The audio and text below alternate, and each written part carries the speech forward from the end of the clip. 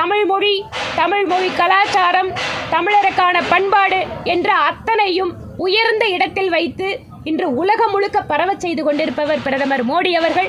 உங்களுடைய பொய்களை தயவு செய்து இத்தோடு நிறுத்திக் கொள்ளுங்கள். திராவிட முன்னேற்ற கழகத்தினுடைய பொய்களும் உங்களுடைய பொய் வாக்குறுதியும் ஒவ்வொரு நாளும் மக்கள் முன்பாக அம்பலப்பட்டு கொண்டிருக்கிறது. பெண்களுக்காக இலவச பஸ் பயணம்னு சொல்றீங்க, ஆனா பஸ் இல்ல. இதோ எங்கள சகோதரிங்கெல்லாம் இருக்காங்க. பஸ் வருதாமா உங்களுக்கு? கேளுங்க, நான் எதுவும் சொல்லி கொடுக்கல. இதுதான் இன்னைக்கு இருக்கிற நிலைமை. தமிழகத்தினுடைய மக்கள் கடுமையான கோபத்தில் இருக்கிறார்கள். பஸ் நிக்காது, பொம்பளை பார்த்தா நிக்காதுமா, ஏன்னா இலவசமா கொடுக்கணும்ல. அதனால் இம்மாதிரி பொய் வாக்குறுதிகள், பொய் பேசுவது என்பது திராவிட முன்னேற்ற கழகத்தினுடைய கலை.